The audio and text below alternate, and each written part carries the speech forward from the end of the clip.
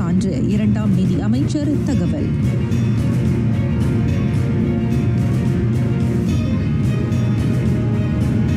இரண்டாம் கட்ட ஜெண்டிலா திட்டம் சீராக செயல்படுவது உறுதி செய்யப்படும். சோதனைக்கு உட்படுத்தப்படும் புதிய தொழில்நுட்பங்கள்.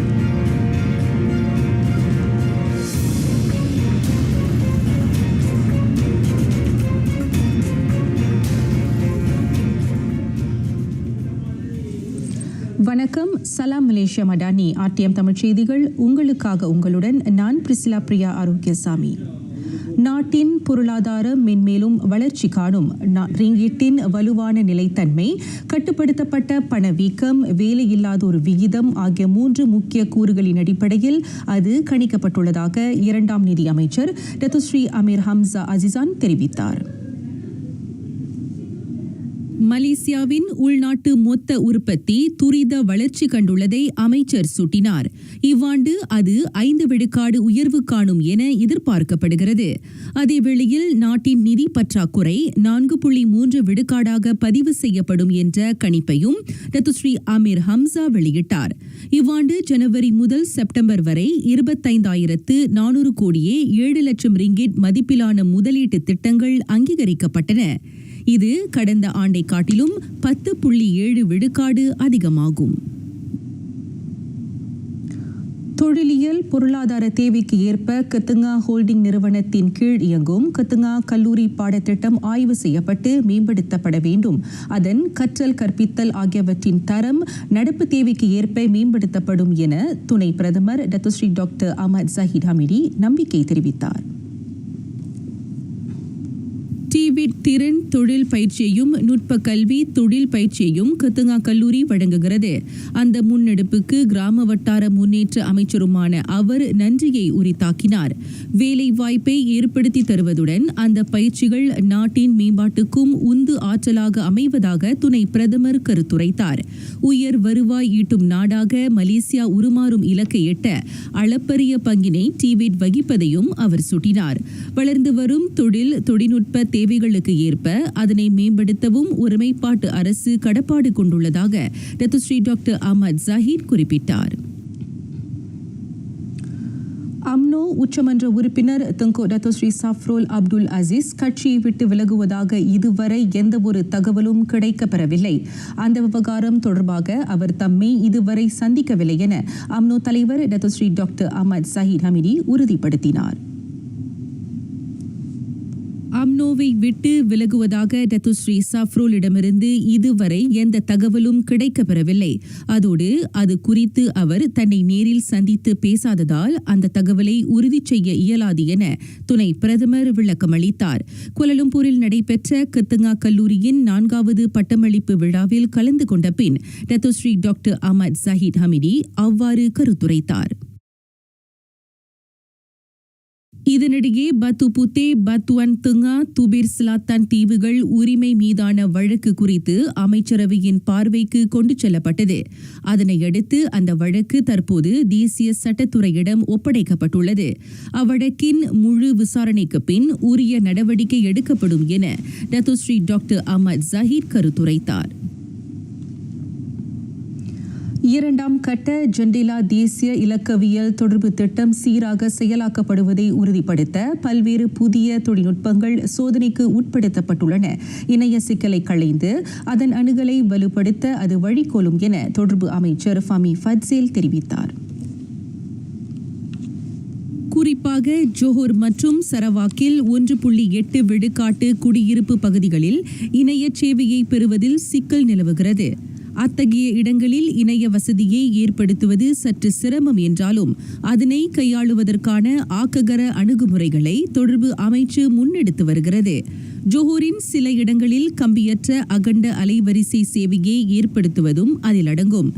முதல் கட்ட ஜெண்டிலா திட்ட செயலாக்கத்தில் தாமதம் ஏற்பட்டதைத் தொடர்ந்து மாற்று அணுகுமுறைகளை செயல்படுத்தும் முனைப்பில் தமது தரப்பு இறங்கியுள்ளதாக ஃபாமி குறிப்பிட்டார். ஸ்லாங்கூர் கிள்ளானில் உள்ள தனியார் மருத்துவமனையில் பெற்றோரிடம் சிசுவின் சடலம் ஒப்படைக்கப்படாமல் குளிர்சாதன பெட்டியில் வைக்கப்பட்ட விவகாரம், அதன் முழு புலனாய்வு அறிக்கை அடுத்த வாரத்திற்குள் கிடைக்கப்பெறும் என சுகாதார அமைச்சர் டத்துஸ்ரீ டாக்டர் ஜுல்கிஃப்லி அஹ்மத் தெரிவித்தார். பெற்றோருக்கு கட்டணம் செலுத்த பணம் இல்லாததால் இறந்த குழந்தையின் உடலை அவர்களிடம் ஒப்படைக்காது குளிர்பதன பெட்டியில் வைத்ததாக கூறப்படும் விவகாரம் தொடர்பில் புலனாய்வு முடுக்கிவிடப்பட்டுள்ளது. தனியார் மருத்துவமனை செயலாக்க கட்டுப்பாட்டு கிளை அந்த விசாரணையை மேற்கொண்டு வருகிறது. அது தொடர்பில் நேற்று நடைபெற்ற அமைச்சரவைக்கு பிந்தைய கூட்டத்திற்கு பின்னர் சுகாதார அமைச்சு விசாரணை அறிக்கைக்கு காத்திருக்கிறது. அந்த விவகாரத்தை அரசு நுண்ணோக்குகிறது. அதேவேளை அனைத்து தரப்புக்கும் நீதி கிட்ட புலனாய்வு முடிவு துணை நிற்கும் என டத்துஸ்ரீ டாக்டர் ஜுல்கிஃப்லி அஹ்மத் கோடி காட்டினார். பொது சுகாதார சேவையை மேம்படுத்தும் நிலையில் மருந்துகளின் செலவு உள்ளிட்ட தனியார் மருத்துவமனைகளை உட்படுத்திய விவகாரங்களிலும் அரசு கவனம் செலுத்துவதாக டத்துஸ்ரீ டாக்டர் ஜுல்கிஃப்லி கூறினார். நாட்டில் கடந்த வாரம் 1342 பேர் டெங்கி காய்ச்சலுக்கு ஆளாகினர். 2 உயிரிழந்ததாக சுகாதார தலைமை இயக்குநர் டாக்டர் முகமது ரட்சி அபு ஹசன் தெரிவித்தார். அதற்கு முந்தைய வாரத்தில் 1249 பேர் டெங்கி காய்ச்சலுக்கு இலக்கானார்கள். இவ்வாண்டு இதுவரை நாட்டில் 1,18,291 டெங்கி நேர்வுகளும் 111 உயிரிழப்புகளும் பதிவாகியுள்ளன. கடந்த ஆண்டு இதே காலகட்டத்தில் பதிவான எண்ணிக்கையை விட அது அதிகமாகும். நாட்டில் 32 இடங்கள் டெங்கி அதிகம் பரவும் இடங்களாக அடையாளம் காணப்பட்டுள்ளன. அவற்றுள் மிக அதிகமாக ஸ்லாங்கூரில் 18 இடங்களும், கோலலம்பூரிலும் புத்ராஜியாவிலும் 4 இடங்களும் அடையாளம் காணப்பட்டுள்ளன.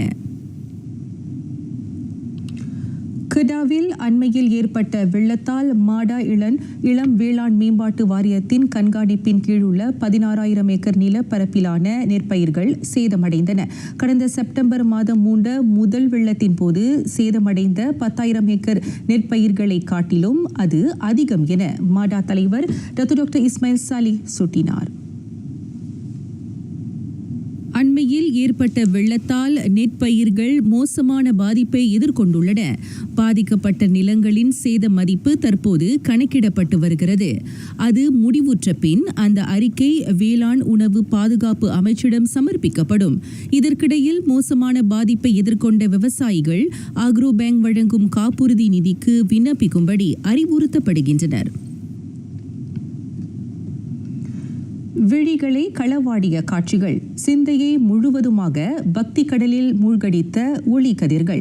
இப்படி திருவிளக்கு ஒளியில் பார்க்கும் விழிகளுக்கு பரவசமளித்தார் குன்றத்தில் குடியிருக்கும் குமரன். அவன் திருக்கார்த்திகையை முன்னிட்டு ஆன்மீக பக்தி தலமாம் பத்துமலை ஒளி வெள்ளத்தில் மிதந்தது. அருள் விருந்தாக அமைந்த அந்த சூழலை நம் கண்முன்னே காட்சிப்படுத்துகிறார் செய்தியாளர் பவித்ரா தமிழ்ச்செல்வம்.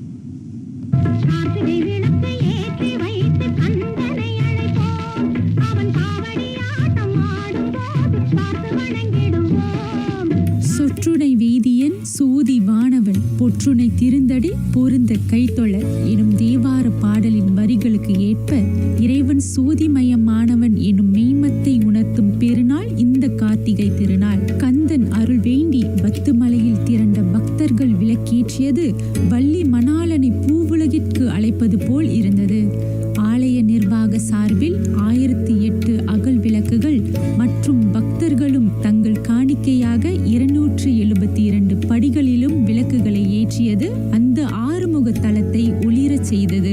நம்ம ஒரு 20-30 வருஷமா 25 வருஷமா வர்றது மணிக்கு நான் ஒரு ரொம்ப மோசமான நிலைமைக்கு வந்தேன். இன்னைக்கு இப்போ நான் வரப்ப என்ன சொல்கிறதுனே தெரில. இன்றைக்கி நம்ம ஏதோ ஒரு சூழ்நிலையில் இன்றைக்கி நாங்கள் ஒரு கச்சேரி பண்ணுற அளவுக்கு நம்ம வளர்ந்துருக்கோம். அதுக்கு காரணம் இந்த பத்திரிகை தான். இந்த முருகனால் இன்றைக்கி சிறப்பான வாழ்க்கை வாழ்கிறேன்னா இந்த பத்திரிகை முருகனால் அருளால் தான். காலக்கிழமை வந்து தான் இருக்கோம். இதான் ஃபர்ஸ்ட் டைம் கார்த்திகை புதுசாக வரோம். அடிபட்டு ஃபர்ஸ்ட் டைம் இங்கே வரேன். இப்போ அடிபட்டு எனக்கு ரொம்ப அந்த கால் வலி இருந்துச்சு. இப்போ கொஞ்சம் மாற்றமாக இருக்குது. இன்றைக்கி நான் என் ஃபேமிலியோடு வந்திருக்கேன். ஸோ நாங்கள் இங்கே வந்தது ரொம்ப சந்தோஷமாக இருக்குது. முருகனோட அருள் கிடச்சது ரொம்ப சந்தோஷமாக இருக்கணும். இங்கே இது என்னோடய ஃபர்ஸ்ட் டே. நான் பத்தீஃபில் கார்த்திகை இப்போ கொண்டாடுறேன். ஸ்டார்டிங் வரும்போதே படியெலாம் பார்த்தோம். ரொம்ப நிறைய விளக்கில் ஏற்றிச்சிட்டாங்க. ரொம்ப ரொம்ப ரொம்ப பியூட்டிஃபுல்லாக இருந்துச்சு. இந்த மாதிரி பார்த்ததே இல்லை. இந்த மாதிரி நைட்டில் நிறைய பேர் விளக்கேற்றி பொதுவாக வீட்லேயே முடிச்சிருவோம். இந்த வாட்டி ஃபேமிலியோடு இங்கே வந்து நாங்கள் செலிப்ரேட் பண்ணுறோம். பிளஸ்ஃபுல் டே இன்றைக்கி. இந்த கார்த்திகை தீபன்றதே வந்து ரொம்ப இருட்டான இதில் அழகாக விளக்கெல்லாம் ஏற்றி கொண்டாடுறது வந்து லைக் ஒரு புது அழகான ஒரு பாசிட்டிவ் எனர்ஜி கொடுக்குற மாதிரி இருந்துச்சு. கார்த்திகை மாதத்தில் கார்த்திகை நட்சத்திரத்தில் வரக்கூடிய பௌர்ணமி திதியுடன் கூடிய அற்புதமான நன்னாளிலே திருக்கார்த்திகை தீபம் வந்து மொதல் தடவையாக நான் பத்துமலையில் கொண்டாடுறேன். எல்லாத்துக்கும் தெரியும் பத்துமலை முருகன்னா எல்லாத்துக்கும் தெரியும். அவர் ஒரு அழகன் வேலாயுதர் சுவாமியாக ரொம்ப சந்தோஷமாக இருக்குது. ஏன்னா வெள்ளிக்கிழமை அதுவும் ஒரு நல்ல பிரார்த்தனை. முருகரை வந்து ராஜ அலங்காரத்தில் வந்து காட்சி கொடுக்குறாரு.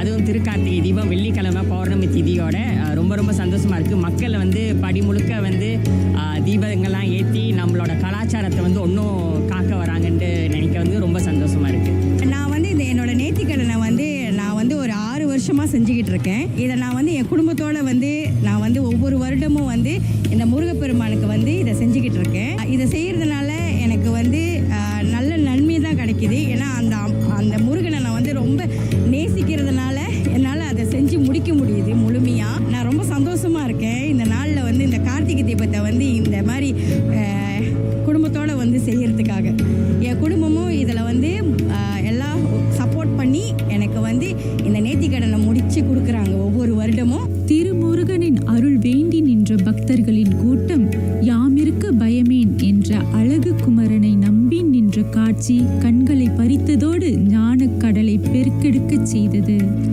ஒளி வளர் விளக்கே உழப்பில்லா ஒன்றே உணர்வு சூழ் கடந்ததோர் உணர்வே என்கிறது திருவிசைப்பா. இறைவன் சோதிமயமானவன் என்பது இந்துக்களின் நம்பிக்கை. பரஞ்சோதி எல்லாம் இடங்களிலும் நிறைந்திருப்பதை உணர்த்தவே கார்த்திகை தீபத்தில் பல்லாயிரம் கணக்கான தீபங்கள் ஏற்றப்படுகின்றன. ஏற்றிய தீபங்கள் ஒளிர்வது போல் அனைவரின் வாழ்விலும் ஒளி நிறைய வேண்டும், சிறக்க வேண்டும் என்பது நமது பிரார்த்தனை. ஆர்த்தியம்காக பவித்ரா தமிழ் செல்வம்.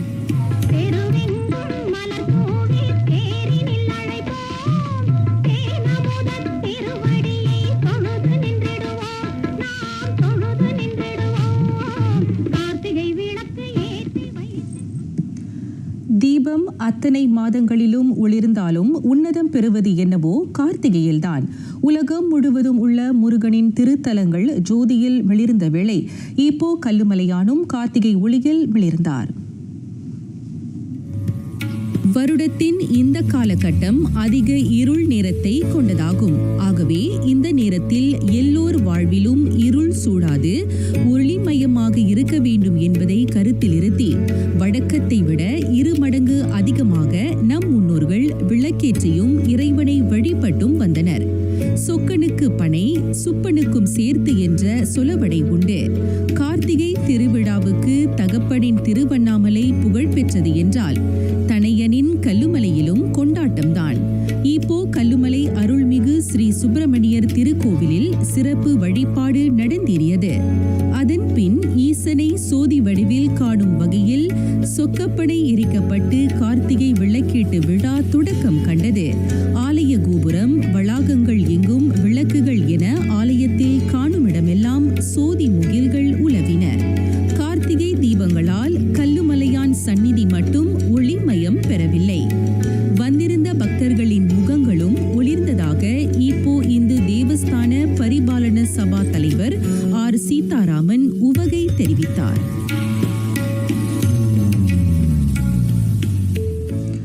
கடுகு சிறுத்தாலும் காரம் குறையாது என்பர்.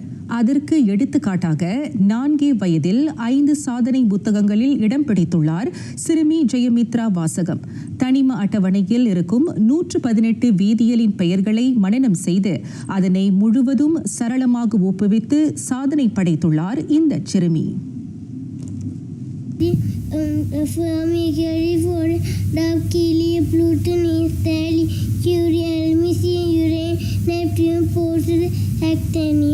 கடந்த ஆண்டு கொடிகளை பார்த்து அவற்றுக்குரிய நாடுகளின் பெயரை ஒரே நிமிடத்தில் ஒப்புவித்ததற்காக ஜெயமித்ராவின் பெயர் மலேசிய சாதனை புத்தகத்தில் இடம்பெற்றது. இவ்வாண்டு சற்றே கடினமான சவாலை கையில் எடுத்து சாதித்துள்ளார் அந்த 4 வயது சாதனை சிட்டு. லாஸ்ட் இயர் வந்து 197 ஃப்ளாக் வந்து அந்த ஃப்ளாகை பார்த்து அவங்க வந்து கண்ட்ரி நேமை சொல்லிடுவாங்க. இந்த வருஷம் வந்து 118 எலிமெண்ட்ஸ் ஆஃப் பீரியாடிக் டேபிள் சிம்பிளை பார்த்து அவங்க பேர் சொல்லிடுவாங்க. ஃப்ளாக் முடிஞ்சோடனே அவங்க என்ன பண்ணலாம் அப்படின்னு யோசிச்சுட்டு இருக்கும்போது சரி இன்னும் கொஞ்சம் கடினமாக ஏதாவது இருக்கணும் அப்படின்னு யோசித்தேன்.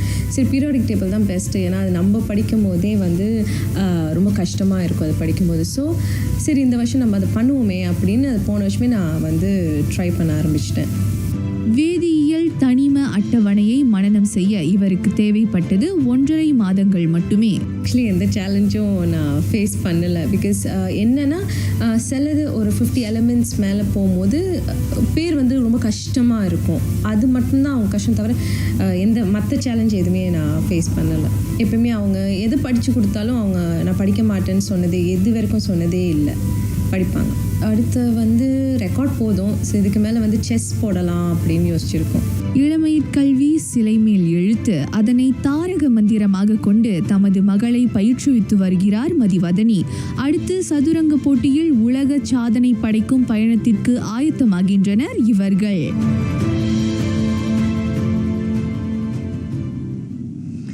தும்போ தோட்ட தமிழ் பள்ளி துர்க்கையம்மன் அருளாசியில் 1924 உதயம் கண்ட அப்பள்ளி நூற்றாண்டை எட்டியிருக்கிறது. அதனை பெருவிழாவாக கொண்டாட தஞ்சோங் செப்பாட்டில் அமைந்திருக்கும் பள்ளி நிர்வாகம் ஆயத்தமாகி வருகிறது.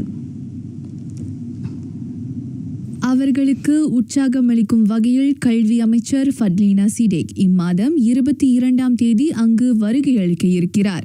தொடக்கத்தில் தும்போக் தோட்டத்தில் அருள் பாலிக்கும் துர்க்கையம்மன் ஆலயத்தில் தலைமை ஆசிரியர் மேரி ஜெய்சுதாசன் வழிகாட்டலில் பள்ளி இயங்கியது.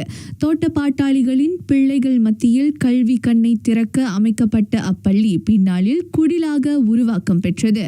கோபுரத்தை கண்ட பிறகும் பள்ளி நிர்வாகம் குடிலை இன்னமும் பழமை மாறாமல் கண்ணை இமை காப்பது போல காத்து வருகிறது.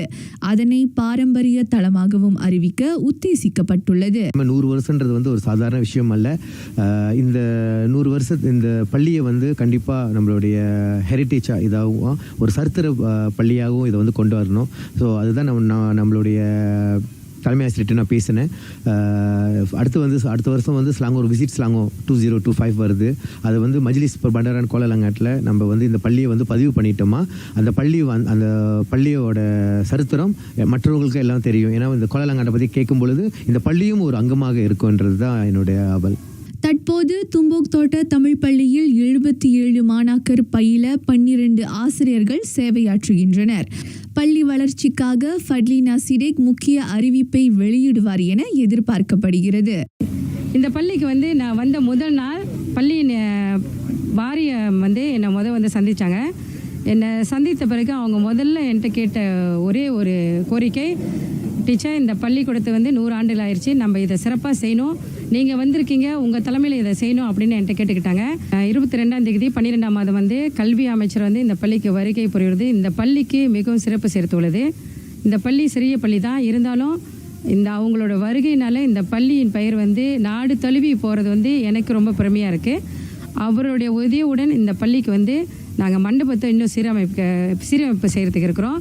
தும்போக் தோட்ட தமிழ் பள்ளியை சார்ந்த முன்னாள் மாணாக்கர்கள் ஆங்காங்கே சிதறி கிடக்கின்றனர்.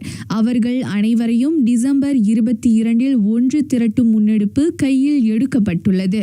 56 வந்து லீ சோக்கியோ வந்து திறந்து வச்சார். ஒரு அமைச்சர் கல்வியிலிருந்து வர்றதுன்னா அது இவங்க தான். அது எங்களுக்கு ரொம்ப பெருமை. அதுக்கு நாங்கள் பல ஏற்பாடு அவங்களுக்கு செஞ்சுருக்கோம். அதெல்லாம் சிறப்பாக இருக்கும். பல இன்விடேஷன் கொடுத்து ஒரு 100-120 பழைய மாணவர்கள் வருவாங்க. முதல் சொல்ல போனால் நானும் இந்த ஸ்கூலோட ஸ்டூடெண்ட் தான்.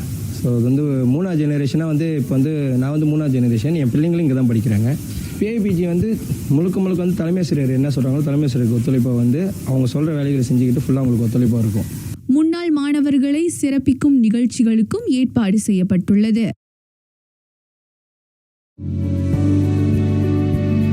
மதானி அரசின் நிதி ஒதுக்கீடுகள் வாயிலாக ஸ்லாங்கூர் மாநில அரசு B40 தரப்பைச் சேர்ந்த பொது மற்றும் தனியார் உயர்கல்விக் கழக மாணவர்களுக்கு நிதி உதவிகளை வழங்கி வருகிறது.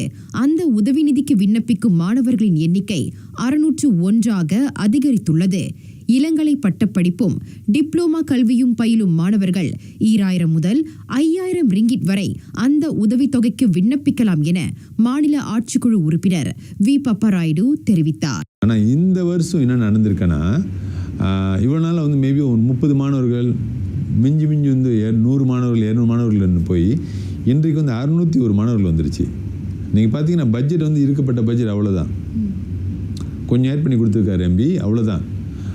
அப்போ நம்ம என்ன செஞ்சோம் வந்து நம்ம ஸ்டாஃப்லாம் டிஸ்கஸ் பண்ணி தென் யூபேன் ஏபி குவாங்கெல்லாம் டிஸ்கஸ் பண்ணி, ஏன்னா அந்த க்ளோஸில் போட்டிருக்கு பாருங்களேன் 3,000 to 5,000 போட்டிருக்கு. அதே மாதிரி டிப்ளமா வந்து தே காட் அபவுட் 2,000 to 3,000 போட்டிருக்காங்க, அந்த ஃபார்மில் இருக்கும். மேக்ஸிமம் 5,000. நம்ம என்ன பண்ணோம், அதிகமான மாணவர்களுக்கு அந்த கொடுக்கணும்னு சொல்லி இந்த தடவை நம்ம வந்து 601 மாணவர்களுக்கு டிகிரி வந்து 3,000, டிப்ளமா வந்து 2,000 நம்ம கொடுத்துருக்கோம். நிபந்தனைகளுக்கு ஒப்ப தகுதியுடைய மாணவர்களுக்கு சரியான முறையில் நிதி உதவி வழங்கப்படும். மாணவர்களும் குறிப்பிடப்பட்டுள்ள நிபந்தனைகளுக்கு இணங்க ஸ்லாங்கூர் மாநில அரசின் கல்வி நிதியுதவிக்கு விண்ணப்பிக்குமாறு அவர் கேட்டுக்கொண்டார். நம்ம வந்து ஒரு லிமிடேஷன் இருக்குது, நம்ம பட்ஜெட் வந்து ஸ்லாங்கூரில் வந்து ஒரு தடவை தான் நீங்கள் மூவ் பண்ண முடியும். லெஸ்ஸே நீங்கள் வந்து டிப்ளமா அப்ளை பண்ணுறீங்களா, டிகிரி கிடைக்காது உங்களுக்கு வந்து ஒரு தடவை தான். அண்ட் தென் ஒரு வீட்டில் வந்து ஒருத்தர் தான் கிடைக்கும், பிகாஸ் டூ மெனி அப்ளிகேஷன். இந்த தடவை எனக்கு வந்து அப்ளிகேஷன் 1,500, நம்ம கொடுக்க முடியுது வந்து 601 தான். அப்புறம் வந்து அந்த தகுதிகள் 3,000 வெள்ளி கீழே அந்த மாதிரி ரூல்ஸ்லாம் இருக்குது. சில பேர் 10,000 வெள்ளியெல்லாம் சப்மிட் பண்ணுறாங்க. அப்புறம் நீங்கள் பார்த்தீங்கன்னா வந்து பேசிக் வந்து அவங்க ஸ்லாங்கூர் போனா இருக்கணும். மாநில மக்களின் நலனுக்காக ஸ்லாங்கூர் அரசு மத்திய அரசின் ஆதரவுடன் பல முன்னேற்ற திட்டங்களையும் சமூக நல திட்டங்களையும் மேற்கொள்கிறது. அதனை அறிந்து மக்களும் விண்ணப்பித்தால் வளமான எதிர்காலம் நம் கையில்.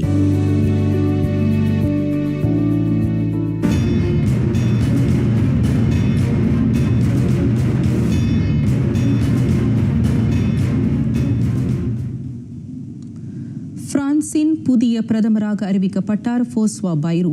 பெரும் அரசியல் நெருக்கடியை எதிர்கொண்டுள்ள அதிபர் இமானுவேல் மேக்ரான் பல்வேறு அரசியல் கட்சிகளுடன் பேச்சு நடத்திய பின்னர் அந்த முடிவை எடுத்துள்ளார். கடந்த 60 ஆண்டுகளில் முதல் முறையாக பிரான்ஸ் மக்களவை ஆளும் அரசாங்கத்தை அகற்றியது. முன்னாள் பிரதமர் மிச்சல் பானியருக்கு எதிராக நாடாளுமன்றத்தில் நம்பிக்கையில்லா தீர்மானம் நிறைவேற்றப்பட்ட பின்னர் ஆட்சிக்கு வந்த 3 மாதங்களில் பிரதமர் பதவியில் இருந்து பானியே நீக்கப்பட்டார். பிரான்சில் தமது ஆட்சிக்கு எதிராக வலுத்துள்ள அரசியல் நெருக்கடியை சமாளிக்க தாம் அந்த முடிவை எடுத்ததாக மேக்ரான் குறிப்பிட்டார். அதனையடுத்து கடந்த ஒரு வாரமாக புதிய பிரதமரை அடையாளம் காணும் நடவடிக்கை தீவிரமாக மேற்கொள்ளப்பட்டது. மையவாத அரசியல் கட்சியான ஜனநாயக இயக்கத்தின் தோற்றுநருமான பைரூ அந்நாட்டில் நிலவும் அரசியல் நெருக்கடிகளுக்கு உரிய தீர்வு காண்பார் என எதிர்பார்க்கப்படுகிறது. கடந்த 2017ஆம் ஆண்டு மேக்ரானுக்கு ஆதரவளிக்க தொடங்கும் முன் அவர் 3 முறை அதிபர் தேர்தலில் களம் கண்டிருந்தார் என்பது குறிப்பிடத்தக்கது. தெலுங்கு திரைப்பட நட்சத்திரம் அல்லு அர்ஜுன் நேற்று திடீரென கைது செய்யப்பட்டார். புஷ்பா 2 திரைப்படம் வெளியான வேளை திரையரங்கில் ஏற்பட்ட கூட்ட நெரிசலில் சிக்கி பெண் ஒருவர் உயிரிழந்த வழக்கில் அவர் கைதாகினார். எனினும் தெலுங்கானா உயர்நீதிமன்றம் வழங்கிய இடைக்கால பிணையில் அவர் இன்று சன்சால்கூடா சிறையில் இருந்து விடுவிக்கப்பட்டார். கடந்த 4ஆம் தேதி இரவு புஷ்பா 2 திரைப்படத்தின் சிறப்பு காட்சி ஹைதராபாத்தில் உள்ள சந்தியா திரையரங்கில் திரையிடப்பட்டது. இதை பார்க்க ஏராளமானோர் குவிந்த நிலையில் முன் அறிவிப்பின்றி நடிகர் அல்லு அர்ஜுனும் அங்கு வந்ததாக கூறப்படுகிறது. அதை அறிந்த பொதுமக்கள் அவரை காண முயற்சித்த போது ஏற்பட்ட கூட்ட நெரிசலில் சிக்கி ரேவதி என்ற பெண் உயிரிழந்தார். அவரது 9 வயது மகன் காயமடைந்தார். அது தொடர்பில் திரையரங்க உரிமையாளர் மேலாளர் உட்பட அல்லு அர்ஜுன் மீதும் சிக்கட்பள்ளி போலீசார் வழக்கு பதிவு செய்தனர். அவர் மீது விசாரணை நடத்தும் பொருட்டு 14 நாட்கள் தடுப்பு காவல் விதிக்கப்பட்ட நிலையில் அது இன்று அவசர வழக்காக அறிவிக்கப்பட்டு அல்லு அர்ஜுன் சிறையில் இருந்து வெளியேற்றப்பட்டார். இந்நிலையில் உயிரிழந்த பெண்ணின் குடும்பத்திற்கு அந்த தென்னிந்திய நட்சத்திரம் 25 லட்சம் ரூபாய் இழப்பீடு தருவதாக அறிவித்துள்ளார். பிலிப்பீன்ஸின் கென்லோன் எரிமலை அருகிலுள்ள கிராமங்களில் வசிக்கும் 45,000த்திற்கும் மேற்பட்ட மக்கள் பாதுகாப்பு கருதி இடம் மாற்றப்பட்டனர். கடந்த வெள்ளிக்கிழமை அந்த எரிமலை வெடித்தது. எரிமலை தீப்பிழம்புகளை கக்கி வரும் நிலையில் 6 கிலோமீட்டர் வரையிலான சுற்றுப்பகுதிகள் மிகுந்த ஆபத்தை எதிர்கொண்டுள்ளன. அதனால் 84,000 பேர் வீடுகளை விட்டு வெளியேற்றப்பட்டனர்.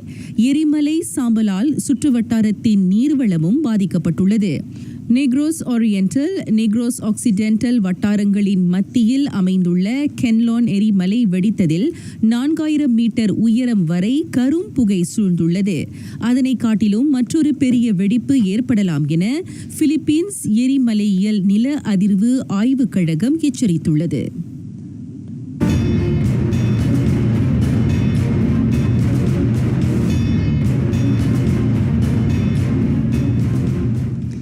உலக இறுதி தொடர் பூப்பந்து பட்டத்தை நாட்டின் முதன்மை கலப்பு இணையர் நெருங்குகின்றனர்.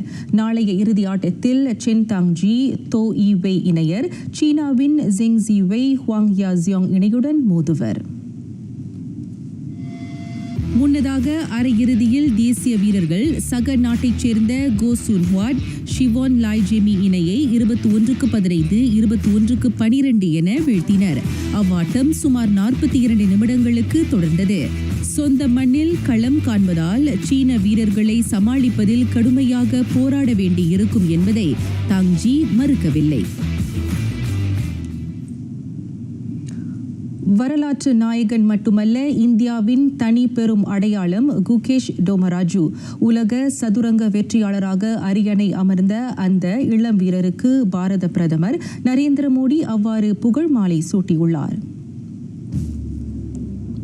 18 வயதில் அந்த உச்சத்தை தொட்ட குகேஷுக்கு உலகம் முழுதும் பாராட்டுகள் குவிக்கின்றன.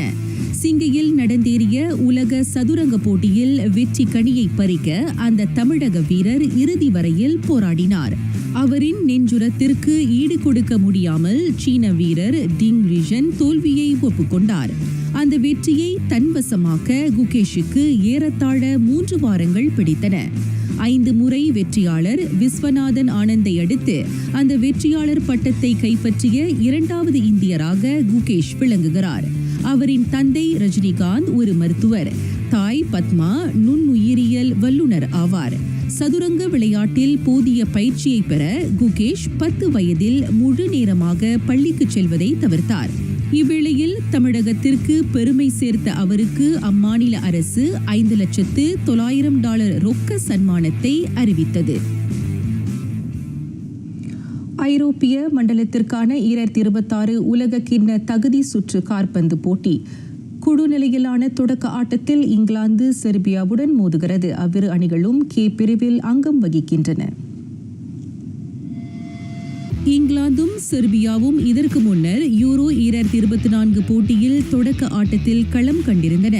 அதில் இங்கிலாந்து ஒற்றை கோலில் வெற்றியை தழுவியிருந்தது. கே பிரிவில் அவற்றை தவிர அல்பேனியா, லட்வியா, அண்டோரா ஆகிய அணிகள் இடம்பெற்றிருக்கின்றன. 1994 தவிர உலகக்கிண்ண போட்டியில் தொடர்ந்து முன்னேறி வருகிறது இங்கிலாந்து. வட அமெரிக்காவில் 2026 நடத்தப்படும் அப்போட்டியில் களம் காணவுள்ள அணிகளின் எண்ணிக்கை 48 அதிகரிக்கப்பட்டுள்ளன. அதனைத் தொடர்ந்து ஐரோப்பிய மண்டலத்திலிருந்து 16 அணி அதில் களமிறங்க வாய்ப்பளிக்கப்படுகிறது. உலகக்கிண்ண போட்டியை முன்னோக்கிய தகுதி சுற்று ஆட்டங்கள் அடுத்த ஆண்டு மார்ச்சுக்கும் நவம்பருக்கும் இடைப்பட்ட காலகட்டத்தில் நடத்தப்படும். ஞானக்குரல் நாடி தாரணை. காலொடு கையினெடு விட தாமரை நூல் போலு நாடி நுழைந்து. தாமரை பூவின் தண்டில் நூல் இழைகள் நுழைந்து இருக்கும். அதேபோல் மாந்த உடலின் கால், கையின் நடுப்பகுதிகள் மற்றும் உடல் பாகங்களில் நாடிகள் நுழைந்து பரவியிருக்கும் என்கிறார் ஔவையார். நிறைவடைகின்றன RTM தமிழ் செய்திகள். எங்களோடு இணைந்ததற்கு நன்றி.